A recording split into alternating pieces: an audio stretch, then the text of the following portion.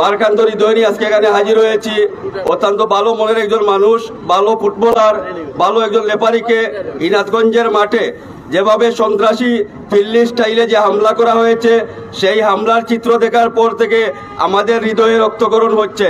কিন্তু আমরা আজকে ভাবতেই অবাক লাগে, আজকে 2 দিন অতিবাহিত হয়ে গেল, সিলেটের পুলিশ কমিশনার, হবিগঞ্জের পুলিশ কমিশনাররা কেন এই সন্ত্রাসীদেরকে আইনের আনলেন না, কেন ওদের বিরুদ্ধে ব্যবস্থা নিলেন না, সেটা আমাদের কাছে একটা রহস্যময় মনে হচ্ছে।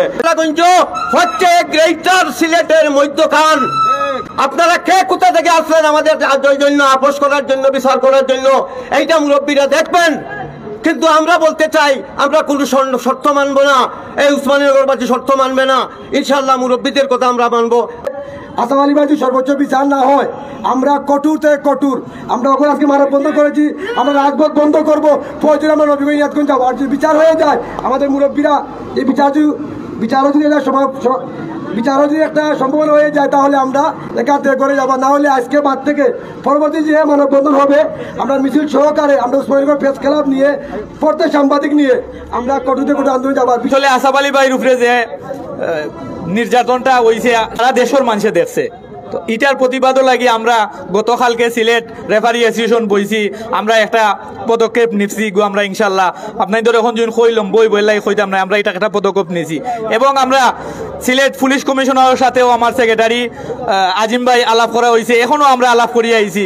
আমরা এটার যেভাবে আইনি প্রক্রিয়ায় বিচার হয়, এইভাবে বিচার হবে। যেহেতু শুধু আসাম আলী ভাই এই এলাকার সন্তান, আসাম আলী ভাইরে মারা হয়েছে না, গোটা সিলেটের রেফারি হলরে মারা হয়েছে।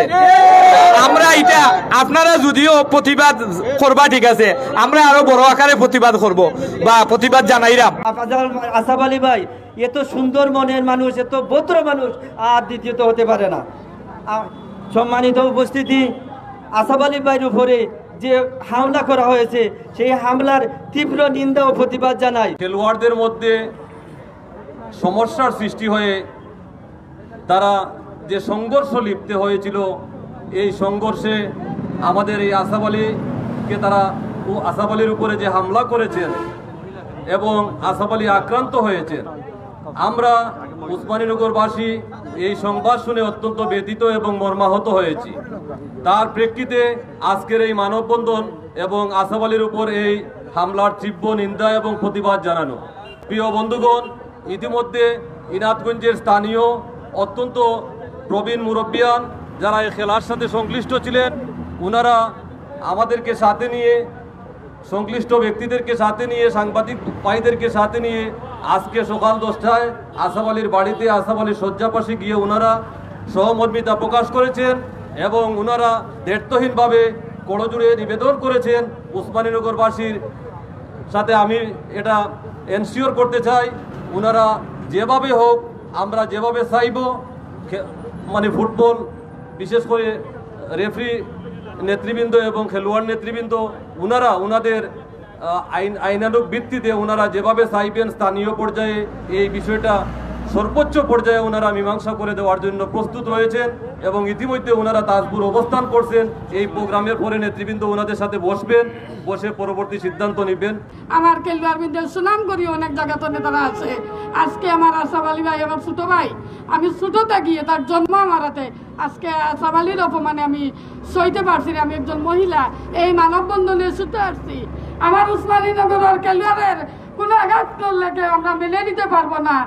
উনাকে যে শারীরিক প্রহার করা হয়েছে, এই জন্য আমরা উসমানীনগর না, সিলেট জেলা এবং হবিগঞ্জ জেলার নেতৃবৃন্দ, রেফারি নেতৃবৃন্দর সাথে আমার কথা হয়েছে। উনারা সবাই আমার সাথে তারা সমবেদনা প্রকাশ করেছেন এবং আইনগতভাবে, সামাজিকভাবে সবাই প্রতিরোধ গড়ে তুলবেন, এই প্রত্যয় ব্যক্ত করেছেন। বিশেষ করে খেরওয়াল কল্যাণ সংস্থা সিলেট জেলা, উনারাও আমার সাথে একমত পোষণ করেছেন।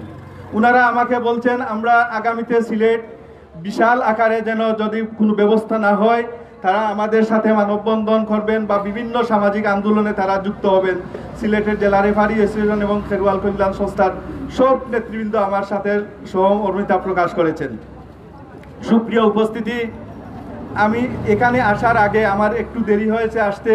আমাদের রেফারি অ্যাসোসিয়েশনের আহ্বায়ক হচ্ছেন সিলেট মেট্রো পুলিশ কমিশনার মহোদয়, উনাকে আমরা গতকালকে আমরা রেফারি অ্যাসোসিয়েশন এই বিষয় নিয়ে পরামর্শ বৈঠক করেছিলাম এবং কিভাবে ব্যবস্থা গ্রহণ করা যায় সেই পরামর্শই আমাদের মধ্যে হয়েছে। আমরা আসাফ আলী ভাইয়ের সাথে সিলেট জেলা ফুটবল রেফারি অ্যাসোসিয়েশন আমরা প্রত্যেকেই আসাফ আলী ভাইয়ের উপরে ওই আঘাত লাগে নাই, এই আঘাত লেগেছে আসাফ আলী ভাইয়ের শরীরে, কিন্তু আমাদের অন্তরে লেগেছে, আমাদের অন্তরে রক্তক্ষরণ হয়েছে। আমরা পুলিশ মহোদয় আমাকে বলেছেন যে কোনো আইনগত ব্যবস্থা নেওয়ার জন্য উনি প্রস্তুত রয়েছেন। উনাকে আমি বললে, আমরা রেফারিরা বললে উনি আইনগতভাবে ভিডিও ফুটেজ দিলে উনারা আইনগত ব্যবস্থা গ্রহণ করবেন। ওই জন্য আমার পুলিশ মহোদয়কেও আমি ধন্যবাদ জানাচ্ছি।